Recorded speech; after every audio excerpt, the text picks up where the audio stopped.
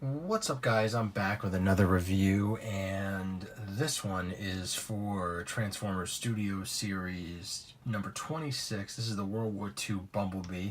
I did pick this figure up at Super V Toys. Check out the link in the description below. It's got great prices, pre-orders, all the rare figures that you're looking for. Definitely check out Super V Toys.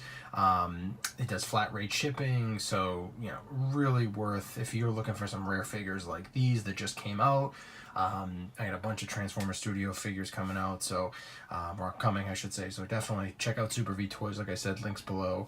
And yeah, so let's get into the review of this guy. So this one is definitely a cool looking figure. In the movie, I mean, he only had probably, I don't know, 2 minutes of screen time in what was it, The Last Night. So really neat looking figure though, regardless. Mine is a little loose in the legs. A little bit of pledge or some super glue will definitely help that out. So I just kind of dab a small dollop of super glue on the peg, let it dry, and then put the leg back on, and it tightens it right up. So yeah, so definitely a little wonky there, but you can kind of see he doesn't really like to stand too well. But other than that, the Warhammer is really cool. The gun is really cool. Just a neat figure. I mean, it's not something that this one wasn't going to be probably my favorite of the deluxes, but definitely neat nonetheless. You can kind of see the box does have the background is that fight scene right in front of that building, the Nazi building, I believe it was. Kind of see, look at that. So pretty cool nonetheless. But yeah, so to compare him, if I can get him to stand straight, so this I feel is going to be the savior. Oops. The savior of all these deluxes. Or the best figure I think is going to be Sideswipe. So you can kind of see they're both very similar in height, so which is good. They're all comparable as far as height wise. So which I feel like that's certainly where they should be at, because they're pretty close to being on the same size vehicle wise. I mean, this tank looking thing should be a little bit bigger, but regardless, pretty cool.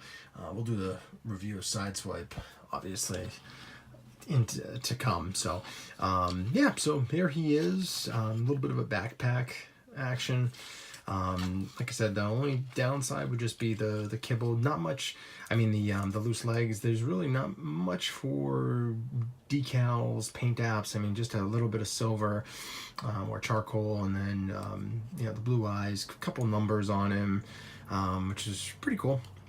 One thing I do like is the legs. I like how the tires kind of tuck in. I found that to be definitely a neat feature when you pull them out. Kind of see there. So yeah, I definitely thought that was pretty neat. But yeah, so I'm gonna get him transformed into his. Let me see if it says what he actually is here.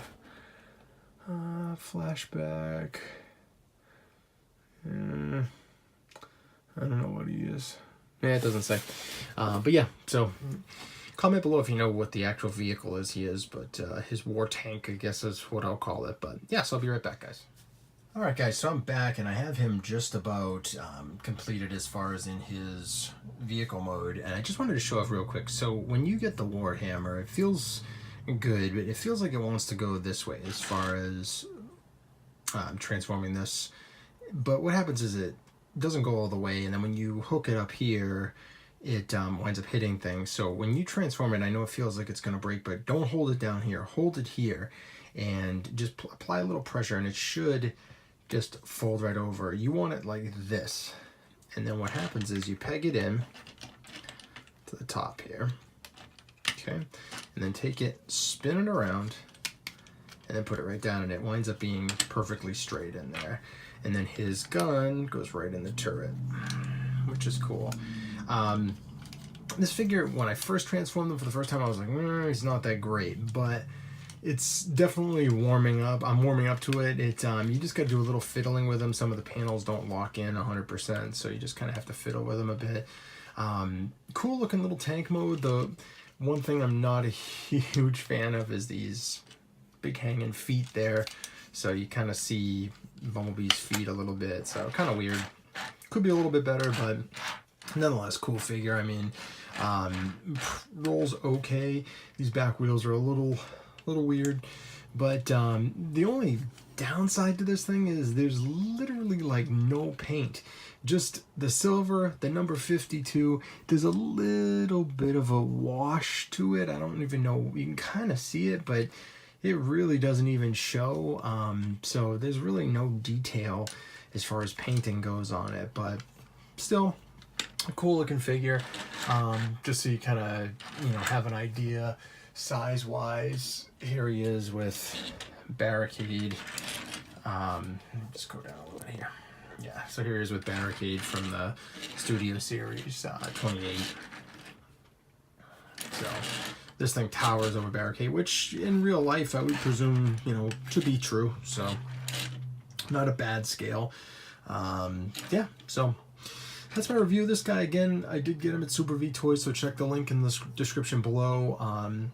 You know, I definitely have a lot more videos coming, so I appreciate you guys watching. Please subscribe, favorite, like.